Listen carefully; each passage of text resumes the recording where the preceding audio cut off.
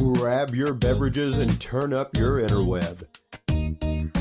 Solving the world's problems 12 ounces at a time. It's Dudes and Beer.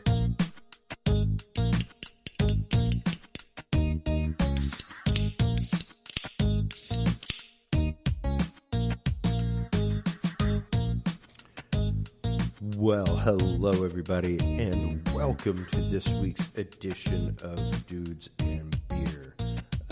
We should be on episode 168, and that's just mind-blowing to me, to sit back and think about the things we've done as a show to begin with, the stories that we've covered, the stuff that we've talked about, the possibilities that we've mentioned on this show that have come true. And that's, recently somebody asked me, you post a lot of stories on Facebook.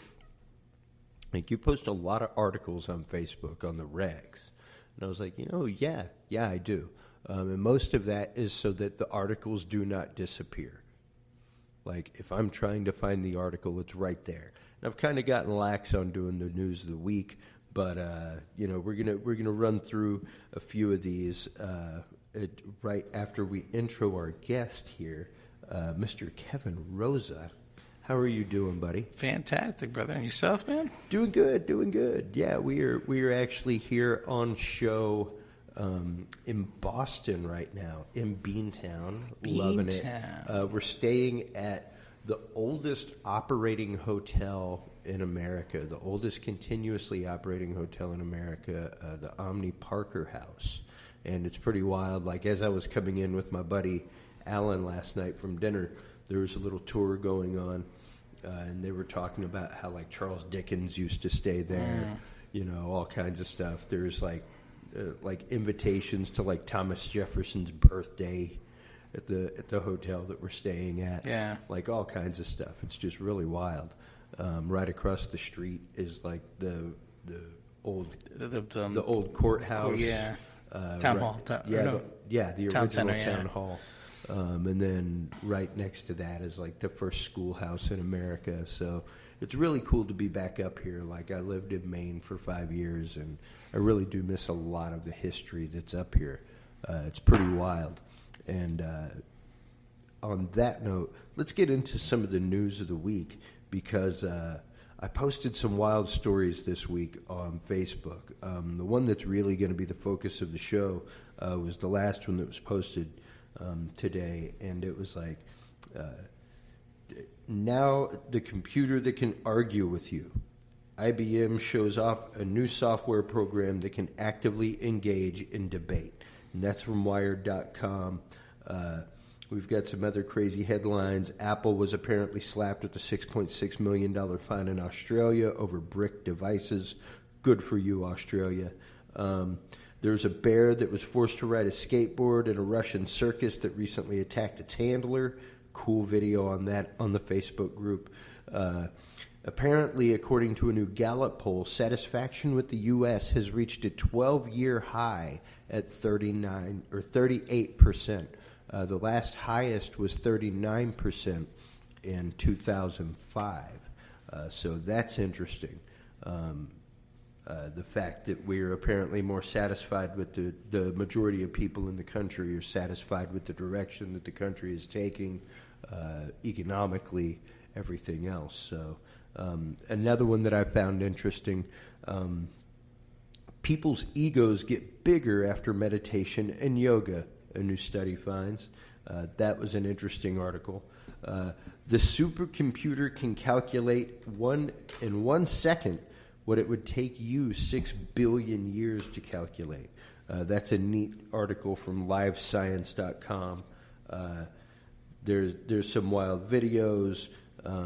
There's a cool article about how the Kilauea volcano eruption has actually turned Hawaiian shore into just like a wasteland. And that's something that people don't consider. Like, there are reefs there.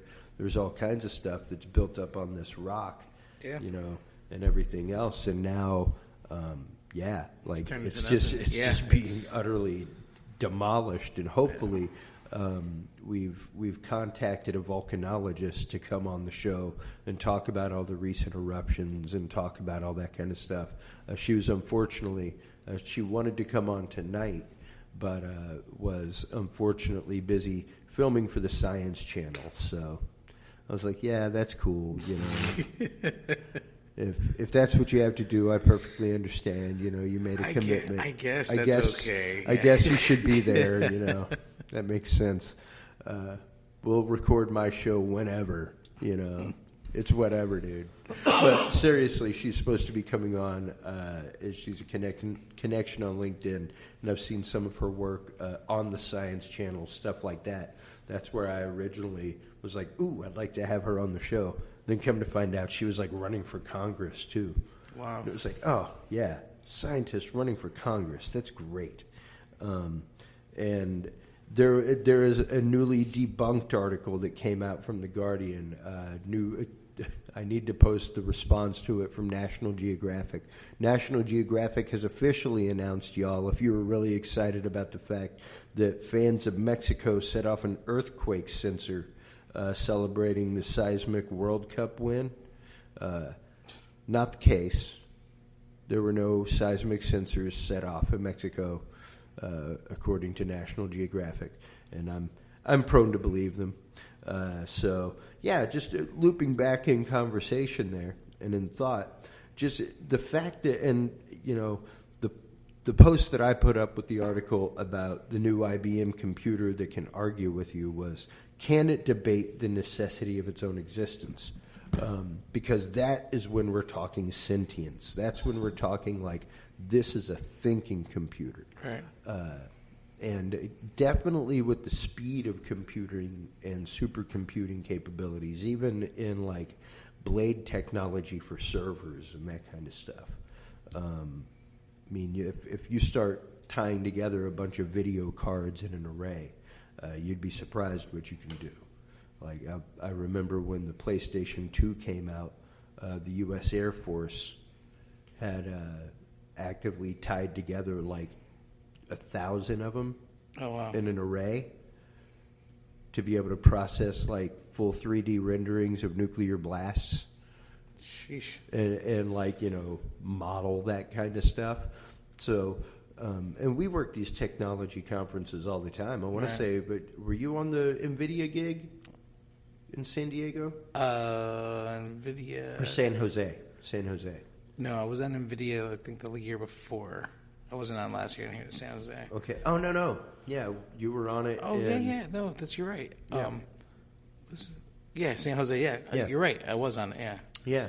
And, you know, just to see some of the technology that's there and to hear where they're going in the field of AI. Oh, no, it's with insane. Video technology, with you know, video processors and video cards and stuff like that. They process data in a different way. They process it in a much more fractal way because that's what they were originally doing. Like if you look at video graphics and stuff like that, that's what trees and walls and rocks and everything else, like that's what they finally realized, was that they could use Mandelbrot sets, things that infinitely repeat themselves. Mm-hmm. If you look at the form of a tree, like a perfect example is a pine tree. It's a replication of a replication of a replication of a, like it is a fractal. Right. And you know, once you start using fractals to generate natural fractals, like it was just amazing how fast technology started coming around in the world of video gaming. And are you a gamer yourself? Used to be, haven't played in, like, since old original Call of Duty days type of deal, but yeah, I play here and there. Yeah, and I'm about the same way. I never got into the first person. I guess first-person shooters. I enjoyed first person shooters, but I enjoyed first person shooters like Wolfenstein. Okay, yeah. And, you know, Doom, that kind of stuff. Yeah, that's what I was into. Yeah, I got kind of hooked when they first came out, called, like, it's Call of Duty, and to the point where I'm playing with a few buddies of mine, and the game is more, hey, whose wife comes and gets them off, them off before. Yeah. Hey, gotta go. Oh yeah, okay, sure. It's been 5 hours. Yeah, now. Exactly. 4 o'clock in the morning. Yeah. I see a shadow in the room. It's like, okay, guys, I gotta go. Sorry. Yeah. The shadow is really large, which means she's very close to me.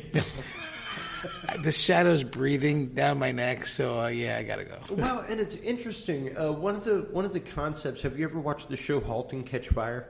No. Check it out. It was by A&E. It's already wrapped. It's finished, so all the episodes are available. I want to say on Hulu. You can check it out, but very revelatory as far as the way a lot of technology is developed. The way a lot of industries worked in the 80s. It was really the story of like the Silicon Prairie, the old Texas Instruments days, and the moving forward in technology from that point to the computers that we have now and the founding of the internet and browsers and all that kind of stuff. It was interesting to see that twist on things.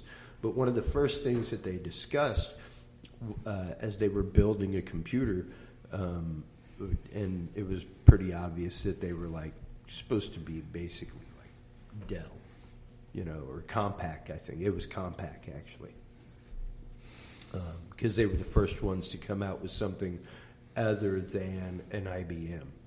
Right. Where it wasn't like, here's your stuff with the proprietary software. It was like, here's your stuff that you can go out and put your own parts in and do your own thing and all that kind of stuff. They really kind of forefronted the PC experience that we have today. And there's a concept called the cooling threshold. Okay. Where if it takes longer than a 30th of a second between click and response in a system, your brain starts tuning out. And that's the goal of all systems, is to meet that 30th of a second requirement. That whenever because think about it, like whenever you're editing on a system, imagine if you were to go back and edit the audio that you edit today as an engineer on a machine from 5 years ago. Yeah. Like absolutely. You'd need some meds, bro. Right. Like there'd be some microphones being thrown around a studio. All absolutely. kinds of stuff, because the click and response wouldn't be there. The speed of response of the program. We've turned into a very quick people, just in general. Yeah. We want that quick response. Yeah. You get accustomed to it. Yeah. And that's it. Well, and that's precisely it. One of the things that my wife and I have talked about, and I'd love to have you on a Dads and Beer before we leave. Yeah. Also. But one of the things my wife and I have talked about with our son, number one, we were very insistent when he was born just about a year ago. He's just over a year old now by almost a month, or just over a month. Well, happy belated birthday to him. You hear that, Dalbus? He has no idea. My wife keeps worrying, like the other day, she came home and we were watching the end of The Omen. It was nap time. He was asleep. He woke up. There was 15 minutes left. I'm not going to not finish The Omen. Yeah. But it was hilarious to me that, like, the horror choir starts, like, devil head. And he starts, like, dancing. And that's I'm hilarious. like, dude, I got to check the back of this boy's head. Like, make sure. But it was just so hilarious, man. He was funny, like, laughing, like the dog's going after the guy, and he's like, yeah, just cracking up. And I'm like, oh my god. My wife's like, that's horrible. I'm like, he's 1 year old. I challenge you to find me anybody other than maybe Einstein that says they remember 1 year old. Yeah. My dad may. Yeah. My dad has a ridiculous memory. It's seriously crazy. Like, he can tell you, like, I was in the 5th grade. My teacher was this. I remember because I was wearing this and this. I'm like, are you serious? Oh no! Like are you serious? I have vivid memories. Back I do to too. 3rd grade, smooth. I do too, but it's just like his. It's just it's insane. Like he can, like his is very, very precise. But yeah, and I mean the issue is, and I got kind of derailed with the Damien thing there, but my wife, our baby has slept in his own room since he was like 3 days old, literally. At 3 days, I had a gig, and I went to go get ready, and I was like, I cannot get past the crib without waking him up. Mm-hmm. So he's I love him, but he's got to go. Right. Like, I've purchased a monitor. Oh, absolutely. I'll have a tablet next to the bed. Yep. With it on 24/7. We used to call it the baby stalker, my wife and I. Yeah, it's my creeper peeper. Yeah, creeper. I love it. That's awesome. Creeper peeper. Oh, used to be when he was really young and he would sleep really, really hard. Mm-hmm. My wife would actually do some work in the office while he was sleeping and stuff like that. And while I was on the road, I'd like move the camera over and like turn the microphone on and be like, "Say, girl, what you doing?" Just utterly creep her out, like have it come over the speaker. You know? The two-way. Yeah, the two-way was awesome. I remember that. Yeah.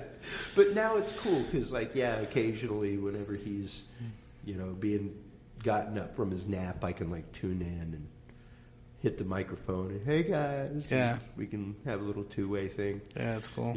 But technology, man. Yeah, and the one thing that I think we really instilled in him was, you need your own space. Mm-hmm. And you need time by yourself. Like, he's kind of figured out the fact that, because he creeper peepers, like that's what he does most of the time. Whenever we put him in for his hour and a half nap, he probably sleeps for about 40 minutes. And then the rest of the time, he quietly just sits there and looks out the window. Like, moves the curtain over. Just sits there and like watches the dude next door working on cars. Yeah. Just watches the neighborhood shit go on. But he's figured out the fact that I'm going to be in here for this long. Right. And I may as well just be quiet. Yeah. And she was like, it's great because we've built in a sense of boredom to him. And that's where a lot of creativity happens. That's where a lot of like brainstorming happens, is in those times of boredom. Mm-hmm. And I think that's a huge issue in our society right now, that I want to try and tackle with my son. Because, like, sure, I don't mind getting him a tablet when he's like 2 years old, but it's not going to have Angry Birds on it. It's not going to have games like that. No. If it's not something that like teaches him music, or is like a circuit program where you connect things and it does stuff, where he can learn and it builds his brain and builds problem-solving skills, done. Sorry. Not a game that's happening. Yeah. So my son, he's 7. He just turned 7 last month. And we bought him an iPad last year for his 6th birthday. But he didn't even ask for it or whatever, but because I've got an old PS3 and an Xbox 360. Sweet. I'm still at the house. I haven't gone to the PS4 because I don't even have time to play anymore. It's just so his creativity is phenomenal from day one, but we haven't given him any electronics. It's all been, we gave him Legos. He has it. He just recently started getting into Legos because he's a little older now. Sure. But we had given him, he's got like all these superhero toys, and I would just I would stay in the living room and, like you said, let him be. Of course, I'm going to go play with him. Yeah. Especially if he asks me, no questions asked, especially since we travel, I try to spend as much time with him as possible. Yeah. But just to hear him create scenarios and all this stuff, and I'm just enjoying it. I'm just sitting, exactly, and just listening to him. And then I see a couple of his friends will come over and they get bored really quick because they've been glued to the gaming system. Yeah. And I'm like, well, you know what? I'm not. Their putting fingers them are moving while they're talking. Exactly. And they like they'll go play with him with his toys for like about an hour. Hey, can we go do something else? Can we do this? Can we do that? And it's like, man, he'll be there by himself for like hours. Yeah. And then if he realizes, like, oh wait, Dad's here. Hey, Dad, can you play with? Yeah, okay. Then I go over there, and then it's like, okay, And then forget it. Then it just becomes, the whole room becomes alive because everything is this and this and that. So it's awesome. Yeah. And I mean, I've instilled that in Dallas, most definitely. Here recently, my big thing to find for him is just like the solid PVC, like Marvel and DC characters. Yeah. Just like the ones that you go out and buy for like $5 at the comic book shop to like have on your desk at work, that kind of stuff. But there are no moving parts. It's so big that he can't swallow it. Right. There's nothing tiny. It's just solid molded. Yep. So, but even he plays around with the two of them. Like he's recently learned to push his cars. That's and awesome. They make a sound. Yeah.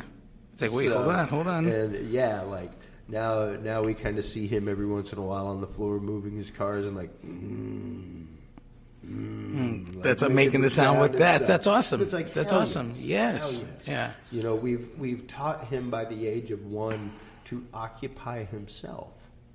And I think it's such an important thing. I remember my family used to talk about me. I was like, yeah, man, you could give Chris the backyard and a stick, and he didn't need a friend. Yeah. Like you. My son would play, like when we would get him a toy, he would go and want to keep the box for like months. I mean, and it was just like, we're going to throw it out. No, because I need that. Yeah. Why do you need it? Because I'm going to make this with it. Yeah. And so like next thing you know, I'm like, okay, cool. He wants to make things. Yep. Give him some, some scissors that are, appropriate for his age and tape or whatever. Next thing you know, he's making, and he's my only child. I buy him whatever he wants. He's a fantastic kid, not because he's mine, but he's just very well mannered. Whatever he wants. I mean, he doesn't even ask for anything, so he's got tons of toys. But he'll take cardboard boxes. He's got like the Superman, like the Fortress of Solitude, and he's got the Justice League and this and all this stuff. But he'll make boxes. He's like, okay, so this is the new Fortress of Solitude. I'm like, heck yeah. So we next thing you know, he'll go over. We'll let my aunt will watch him for us, and he'll come back when we go to pick him up.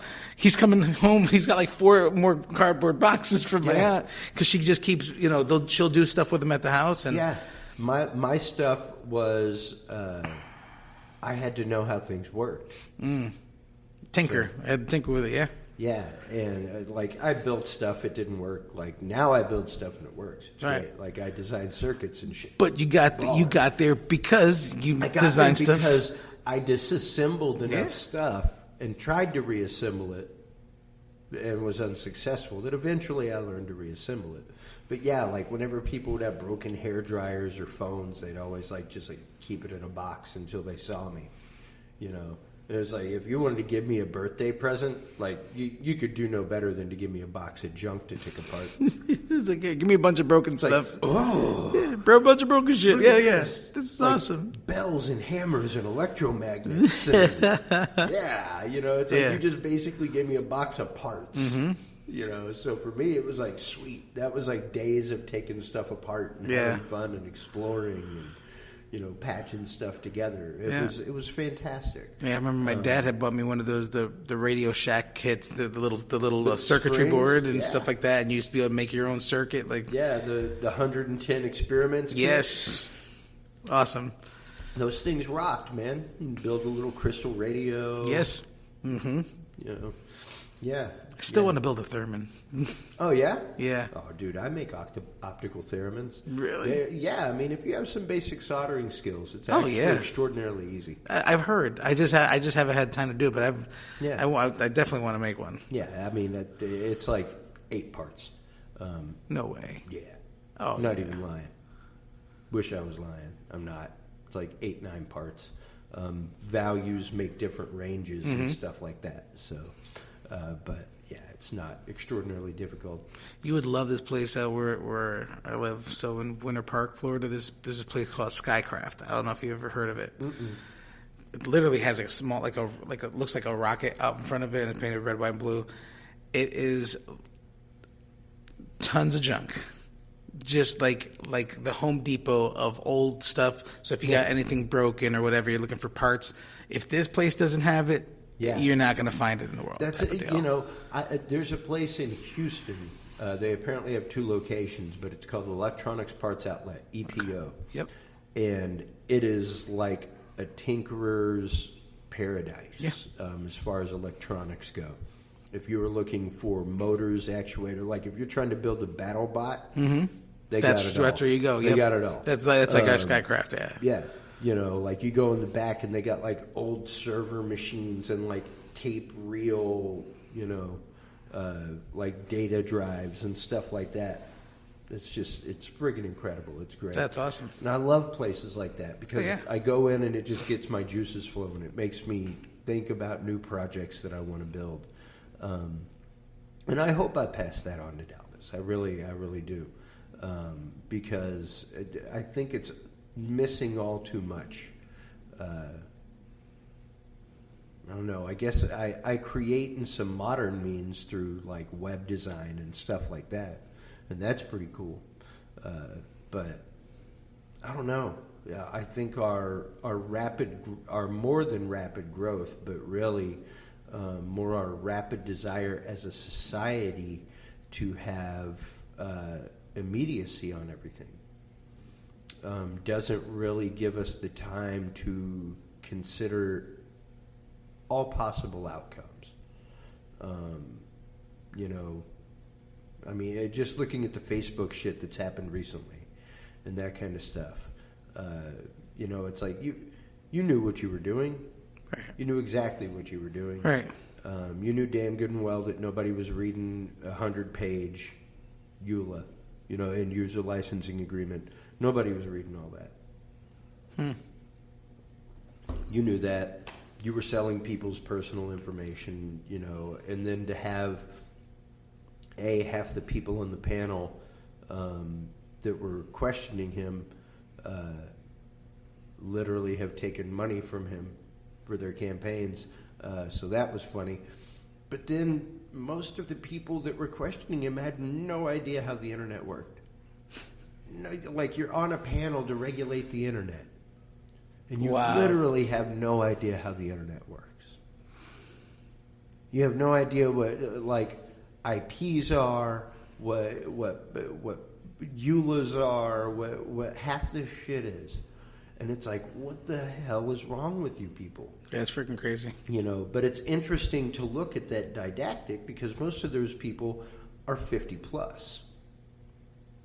They're 55 and up. Right. That don't understand it, you know? Like my mom, God bless her, right after Christmas, somebody contacted her and said that there was a problem with her, what was it? Not Yahoo. Oh, yeah, no, it was Yahoo.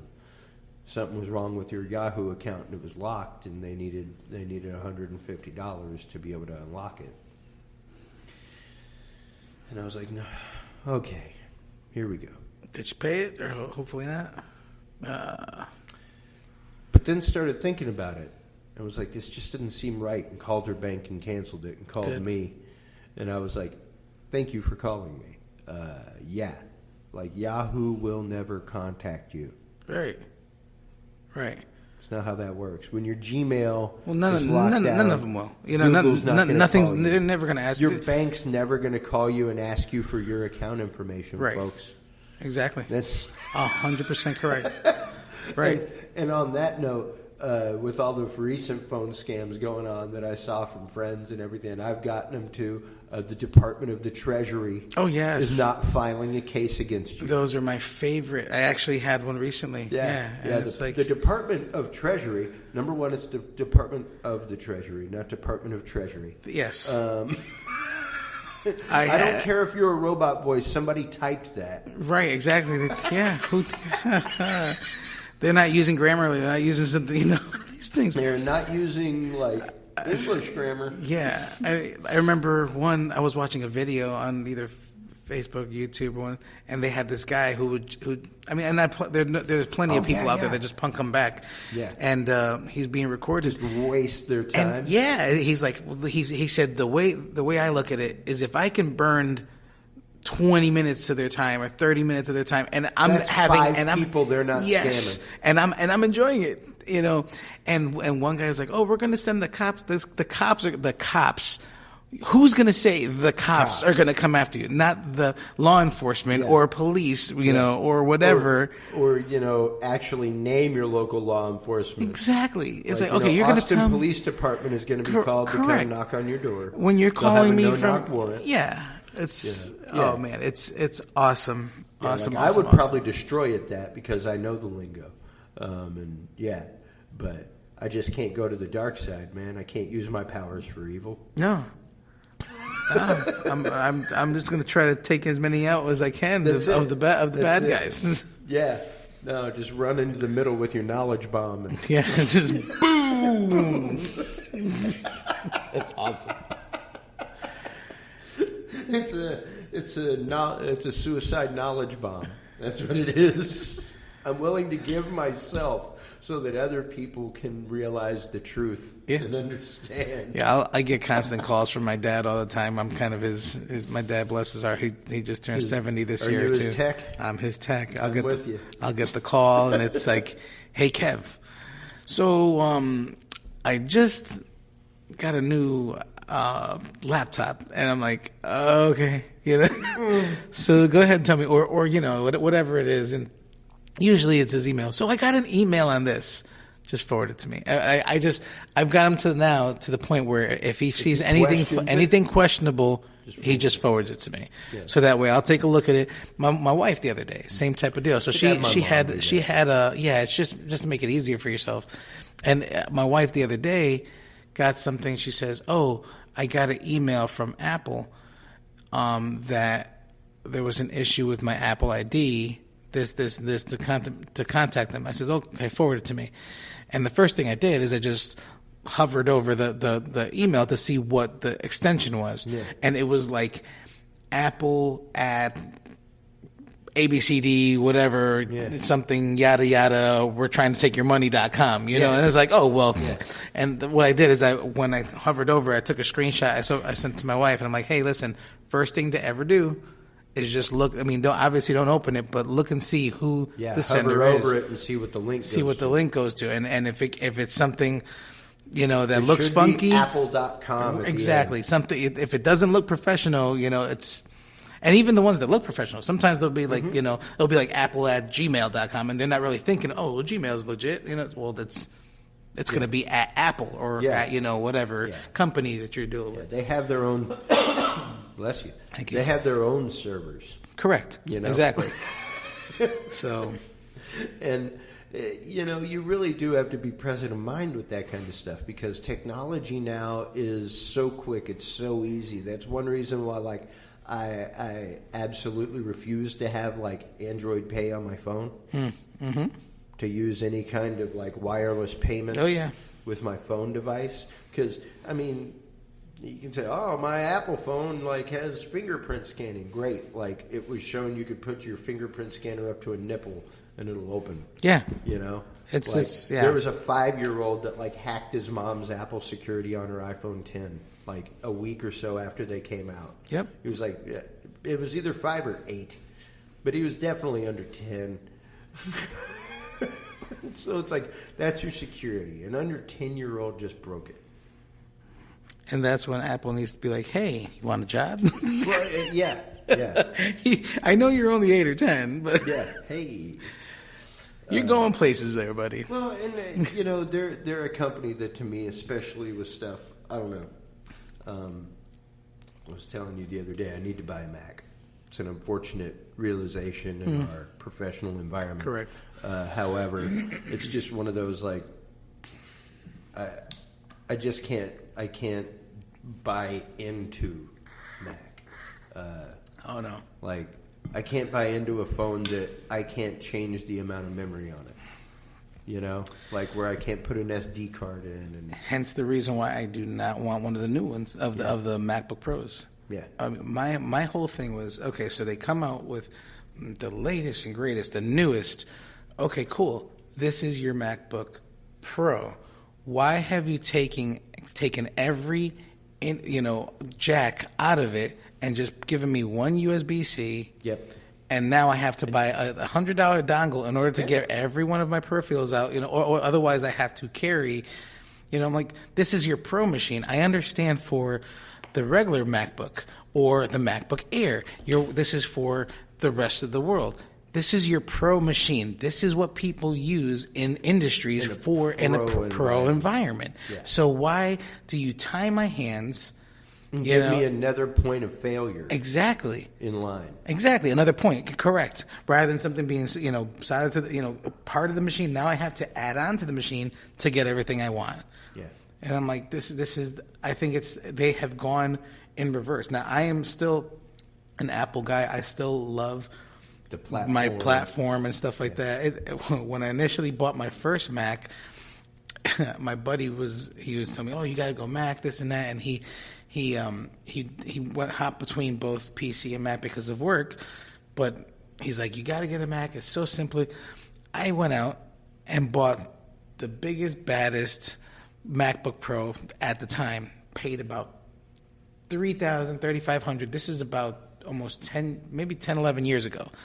Bought it, and that night I called him up because I'm like, dude, you need to come by my place because I'm about to throw it out the window. Where's my start button?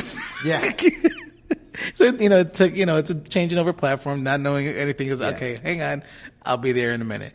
And so it was obviously a learning curve, but I do like the interface. I'm sorry, the platform. I do like the way they flow. Yeah, they're gooey in the way that a lot of things flow and everything else.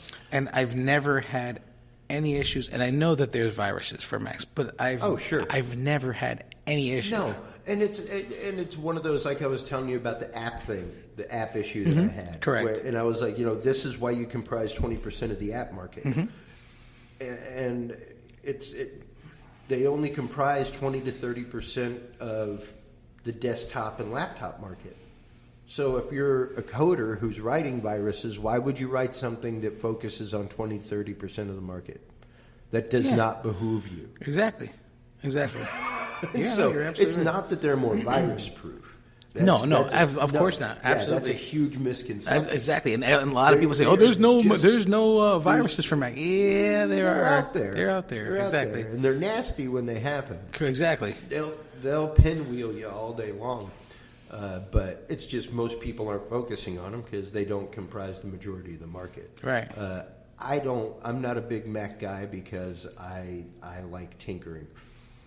And that's another thing that they've done, especially on the newer models. So towers. Oh yeah. They don't have towers anymore. It's all trash cans. Trash cans. Yep. I mean, I'll never forget when that came out. I'm like, really? That's the new one? Okay. Yeah. You might as well call it the trash can, because that's what it looks like. Yep. And of course you're taking away all the be able to touch anything and change anything. You can't even change out the memory. Nope. Excuse me. Like you can't even change out the RAM in it because of everything is soldered down on the new ones. Mm-hmm. Everything is soldered down. Yep. And everything is hardwired into it. I'm like, really? This is a 2012. And I upgraded the hard drive to a solid state, and I upgraded my RAM to 16 RAM and 16 gigs. And it's great. It works fantastic now. And that was my compromise, because I was like, I don't want a new one. And I'm like, it's just, I feel as if the innovation died with the innovator. Somewhat, as far as the devices and things. Yeah, like that. I mean, because no new iPhone. Give me the iPhone 10. Okay, I've always been an iPhone guy, whatever, since they came out, and I just feel like nothing has really wowed me. Super wowed me. Like, okay, wow, since he has passed. And granted, like you said, I mean, it's not everything, but like somewhat it's died down. Yeah, and I don't know. It's just. The whole thing with one of the articles that you were talking about, the whole them getting sued for the bricking. For throttling shit. Yeah, absolutely. And I don't understand the concept. I know people that are like, oh, I'm not worried about it because I lease my phone. Number one, why the hell are you leasing a phone? Really? I know, yeah. It's and granted, I'm technically leasing my phone until I pay it off, then it's my phone. Correct. But most people go out and trade their phone in before they pay it off. Exactly. And get the new one, and then they're just stuck in this cycle. And the problem is, you've leased it. And my comparison has always been, imagine that you're leasing a car from Toyota. Mm-hmm. The new model comes out next year. All right? And it's in your lease that every you at least have to be 2 models up. You know, you at least have to upgrade every other model that comes out. So, you know, 2 years comes around, you got to go out and get a new Toyota, or your Toyota that you're driving goes 15 miles per hour slower. Yeah, that wouldn't be cool. Yeah. And the gas mileage isn't as good. You start losing two miles per gallon in gas. Right, and it's the same car.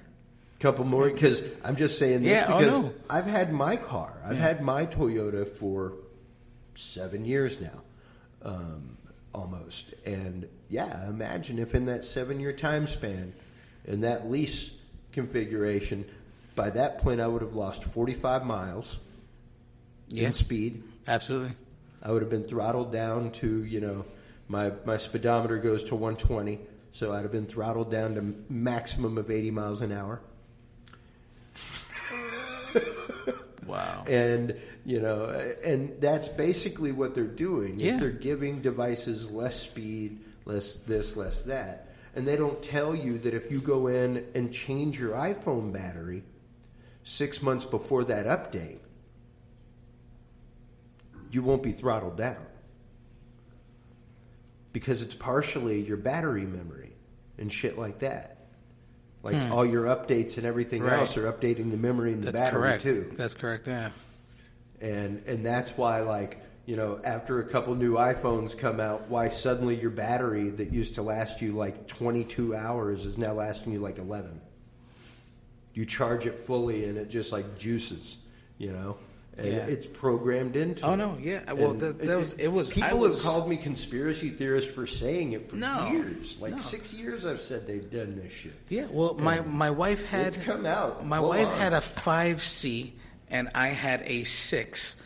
And her 5C finally was on the brink of going out. So I went and I got her... I actually got a 7, which I really just wanted another 6 because of the whole headphone jack thing that still bothers me. I can't. I'm not going to buy an adapter to be able to plug in something I should just be able to plug in. Bothers me to high hell. But anyways, I had that feeling. I was like, okay, if I buy another 6, so then my wife and I are both on the 6 or 6, because I just wanted the plus version rather than, you know.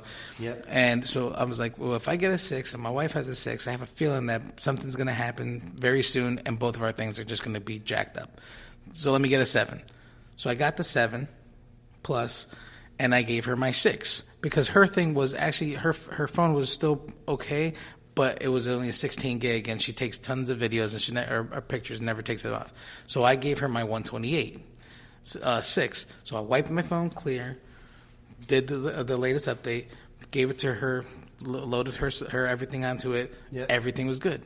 iOS 11 or whatever comes out, and not even a day later, her phone, which was my old phone, which worked perfectly fine, when she did the update, what happened?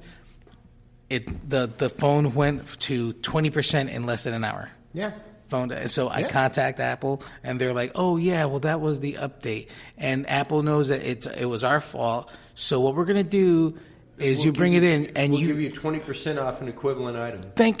They'll go and rather than charging you $80 for the new battery, we'll charge you $35. I'm like, why are you charging me anything? This is your guys' fault, not mine. Why am I being punished for an update that your OS X necessary for the device to operate? Right, and it tells me every day, you have to update every day, have to update at least 2-3 times a day. And if you accidentally say, well, put it for later, and if you accidentally tap a button, it's going to automatically do it while you sleep. Yeah. You know, and it's like, I'll never forget when that happened. I was just frustrated. I'm like, okay, Apple. Yeah. I was this close to just switching over to the dark side. Yeah. Yeah, and I that's why I can't be an orchard dweller. That's why I can't live in the orchard with everybody. I don't blame you either. Because I can't abide by that kind of stuff. Like, my phone operates the same way until they change whatever kind of G network exists. Right, correct. You know, Yours is just network based. Any issues with the network, not because of the phone. It's great. And I just said, like, it drives my buddy crazy that anytime he gets near, he's like, I have different shit on my computer on iTunes than I have on my phone on iTunes for a reason. He's like, I listen to my podcasts on my phone. I don't listen to them on my freaking computer. Yeah. And I don't want my music on my phone. He's like, but anytime I get close to the two of them being close to each other, they want to fucking sync and start sharing shit and moving things from place to place. And, like, you remember the whole debacle that happened with the Apple Music whenever it first launched? No. Oh, man, it was horrifying. It was horrible. Like, people were leaving Apple Music in droves because they were originally, like, forced to go into it from iTunes. Right. Like, you had to use it. Right. But there were artists where it was literally taking their high-definition FLAC files of their music and shit like that, their high-def exports, and converting it down to MP3. To 192 MP3. Wow. And shoving it into their iTunes. Yeah, sounds about right. So now it's in the cloud. You can't actually download it and have a copy of your own shit because it automatically took it from your computer and put it on there and then got rid of the one on your computer so it would save space because it's in the cloud where you want it, right? Wow. And this was all done without... This was people's original music. People's original music. I did not know about that, original man. Compositions. Oh, man. That's people terrible. Went ballistic. Hell yeah. Ballistic. Like, I was getting ready to, like, send my album off to have it mastered. And now all my shit has been taken off my computer and it's in 192 format in the cloud and I can't download it. You're telling me that, like, I don't own my own music. Wow. This isn't like a track that I went on to, like, Amazon and purchased or went on to the iTunes and purchased. All right, this is mine. I created. Wow. And that I think is the caveat that we have to have as a society is that we want this instantaneous world. We want the convenience of cloud. I can utterly see, especially as an editor, the convenience of cloud, the convenience of being able to have all my templates on my editing computer at home and they're in a cloud. I can pull them onto any computer I'm working on,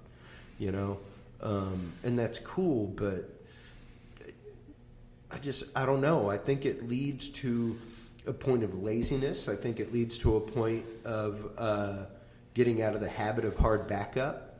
Oh, yeah. And dependency on such things where, what happens when it's part of the cloud and you can't get it? What then? Yep. What happens if you show up on show site and there is no internet? Exactly. The cloud is dead to you. Oh, yeah. And I can't tell. Well, that was like when Prezi first came out. Mm-hmm. Oh my God! Everyone's like, "Oh, I got Prezi. Great. Do we have a hard line? Do we have any wireless or whatever? Anything? You think Nothing. Things get slow running it off a friggin' thumb drive. Try running it off the internet. Yeah. Jack. Yeah. And hotel internet.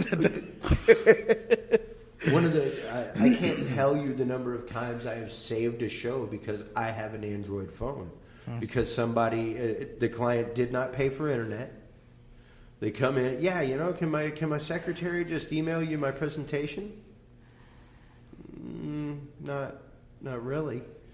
But I tell you what, if they can Dropbox it to me, because like a lot of the times it's proprietary stuff. Right. But if they want to give me like a one-use Dropbox link, I can download it to my phone, plug my phone into the computer as a thumb drive, right, and drag and drop your presentation. And if I had an iPhone, I can't do that. Yeah. You can't treat it like a huge thumb drive. The thing that you can do nowadays that they did is the USB jack. Well, the AirDrop. Yeah. I don't know if you work it's like with their own version of Dropbox. Yeah. Basically. So it allows you to download. But it still takes, I mean, there's, I don't know. The one thing I do like is everything works fluidly. between the devices. Yes, no. And amongst their own stuff. My house is an Apple house. I have an apple tree. They don't like talking to other things, to other devices. Absolutely, you're 100% correct on that. And other devices don't like talking to them. Correct. You got your apples and oranges. And that's why I said. That's why I call it. That's why I call you orchard dweller. Yeah. Because you've got your apple trees. I got my apple tree in the middle of the house, and I've got my Apple TV over here. I've got my MacBook Pro over here. And they all sync up perfectly together. Yeah. Like I said, when they work, it's like all technology, but like you said, it's a beautiful thing when they're all networked together. Mm-hmm. But I even remember having to come in when I was on broadcast and like resync 10 machines and stuff like that to the network and everything else before show and all that kind of stuff. And it was like, oh, God, can't we just buy something? Because like we didn't buy Apple Network.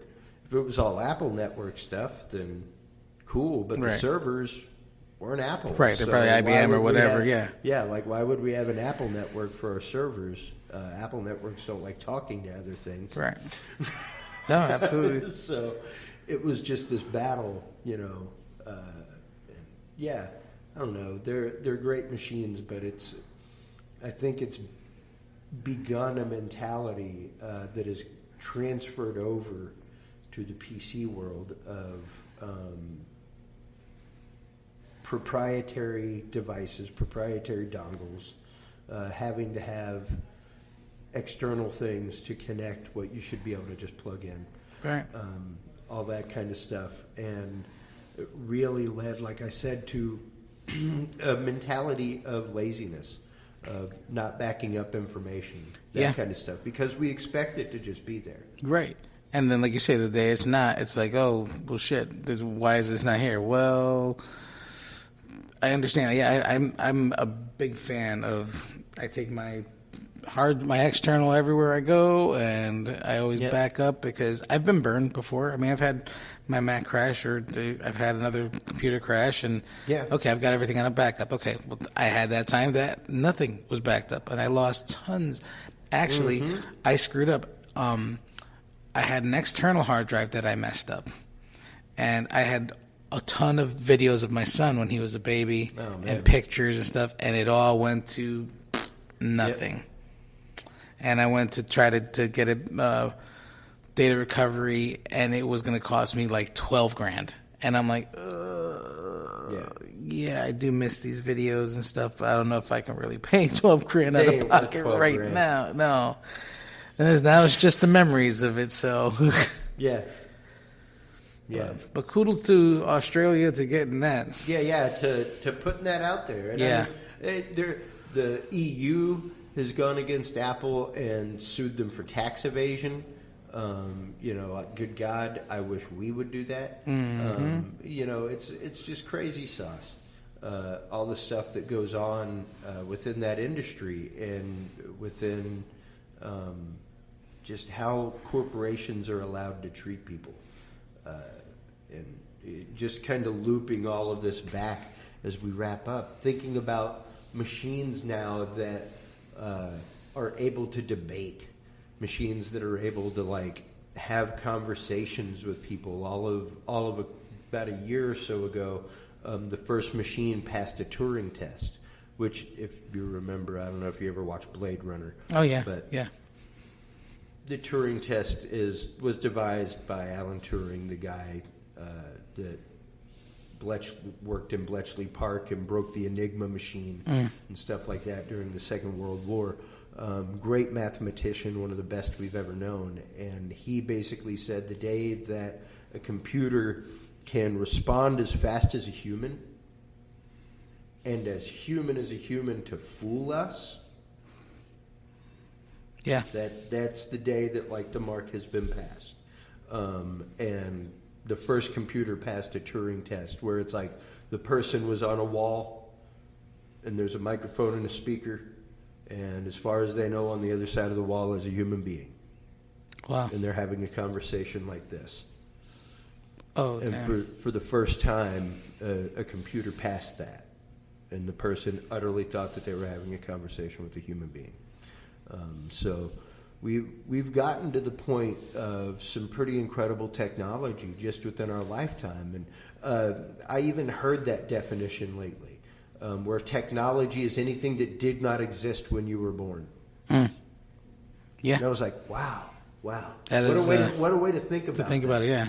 You know, because, like everything that exists now did not exist when I was born. At least not the way it does now. Oh, absolutely. You know, like I still have a Commodore 64 on my mom's Yeah, garage. buddy. You know, I still have an Apple IIe. When it all goes down, I can do my banking. I can dial into those old systems. Just pull my landline off and... That's it. Jack into the Matrix. Oh, my God. But... You know, wrapping it up, what are your thoughts on this kind of stuff? Being a father of children, what do you see for the future? What do you expect for the future? What do you hope for the future for your kids with technology? Well, I'm scared, to be honest. A portion of me is frightened to see, you know, how fast things have progressed in you know, in just such little time. And like you said, in our lifetime. Mm-hmm. And I mean, heck, we all hold in our hands a George Jetson phone. We all hold in our hands something that literally has 1 million times the computing power of what took us to the moon. Yeah. Think about that, folks. It's insane. The knowledge of all mankind in the palm of your hand. I remember having to pull up when I'm doing a research paper. I had to pull out my Encyclopedia Britannica that we used to, you know. Oh. And... So it's just like, wow. And I mean, it's one of those things that's obviously it's cool. And, you know, obviously we want the best for our children and hope that everything goes well. But you have I do have that fear in the back of my mind saying, well, you know, okay, when it does get to that point where it can think faster and do everything, like you said, faster and quicker and can tie in. What's to stop it from not tying into other networks? And all of a sudden, what happens, you know? What's to stop it from going Matrix and saying, you know... Or Terminator stuff. Yeah, exactly. Humanity is a flaw. Right. I just posted an article the other day. Like, don't forget, folks, this happened like 3 years ago. There is like super intelligent metal, like liquid metal that... can provide its own power and move and like follow a maze track and follow its way around. And if you apply an external voltage, it will change shape. Oh, we got T2 going on. Yeah, straight up. This came out like 3-4 years ago in China. That's insane. It's already developed. Insane. It's here. So all we have to do is be able to like make microprocessors that like, you know, infinitesimal small computers that are on the nanoscale, which are not far off. Like they're already talking about it. They're already talking about clockwork that can do that kind of stuff for nanobots and everything else. And how long before we have the gray ooze that just starts doing dissolving everything to recreate itself? You know, hey, if it happens to walk or move, like I don't know if you obviously you must have seen those robots that they can actually walk and stuff, and it's like, those things are not that great. So if it walks like that, we're all right. No, make no mistake, Spot, the Boston Dynamics dog. Yes, it goes on sale next year. It has actively taught itself to open doors. Like it escaped its own compound at one point. And not only that, but and they showed it, like somebody was trying to stop it from opening the door with like a broom handle. And it literally like grabbed the broom handle and threw it away and opened the door and walked through it. So that thing knows how to defend itself. It's like not only open door, it defended itself. Holy shit. And it goes out on market next year. You know, this thing was... It's great. It's great with the kids. It's great with the kids. Don't worry about the pit. Don't worry about the pit bull. The Spot's great with the kids. In the Florida airport, you can attest to it. In the Tampa airport, they got friggin' robots. Oh yeah. They got little robots that are like, hey, yeah, come to me. I'll give you your flight information. And then you go to the little kids center, and they're little robots that like have like digital faces. That the kids are like talking with, and it's talking back to them. And it's like, they don't talk to that. Oh no! You stay away from that devil machine, boy. I had you baptized for a reason. Make that choice when you're so young. Let that devil into your brain. That's right. Oh man, you're funny, dude. And on that note of fear and technophobia from a couple of techs. Yeah, right? Exactly. It's like technophobia. That's pretty much going to wrap it for this episode. It was so fun to have you on, Kevin. I love having conversations with you on show site. My pleasure, brother. So much fun. Thank you for having me. And, we really do have to think, folks, as things move forward in the world, like what our place is in it. What our impact is on it, not just think about it like the volcano. There's nothing you can do about some of it, but there's something you can do about some of it. Mm-hmm. You could not move to the side of a volcano. There's an option. Mm-hmm.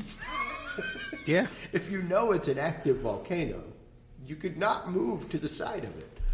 As beautiful as the view is. Yep. The one on the other side is not so pretty whenever it comes around. But it's a lot better view when that volcano erupts. And there is that moment of decision, and you can't say that they're in that moment of decision when you go to move on the side of a volcano. Like there's a come to Jesus family meeting that has to happen, and we have to have that as a society. We're all deciding to move onto the side of a volcano right now, technologically, societally, politically, right? And we need to have the discussion as to whether or not we want to live on the side of a volcano before we have to call our insurance post-actively and say, "Oh, by the way, am I covered for volcano insurance?" I hope so, but probably not. I'd just like to check my coverage, and if we could do that within the next hour, that'd be great. Yeah. Please hold, sir. I'm going to transfer you to somebody. And on that note, everybody, while you're online checking out all these crazy news stories, make sure to go by dudesandbeer.com. That is our website.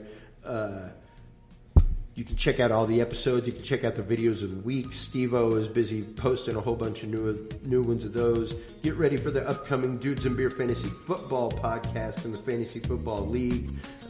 Make sure to check out the HC Universal Network and all of our shows. And remember, until next time, if you can't be good at it. We'll talk to you soon. Thanks for listening to this episode Bye-bye. of the Dudes and Beer podcast. To listen to our audio streams or chat with us live, download the official Dudes and Beer app for Android and iDevices, available on Google Play and iTunes markets. For more episodes, content, and information, visit us online at dudesandbeer.com. You can also find our episodes on Breach.tv, iHeartRadio, Spreaker, SoundCloud, iTunes, YouTube, Stitcher, or your favorite podcast service. Dudes and Beer is a proud member of the HC Universal Network family of podcasts. For more about our sponsors and other podcasts on this network, visit hcuniversalnetwork.com. Thanks for listening, everybody, and until next time, drink responsibly.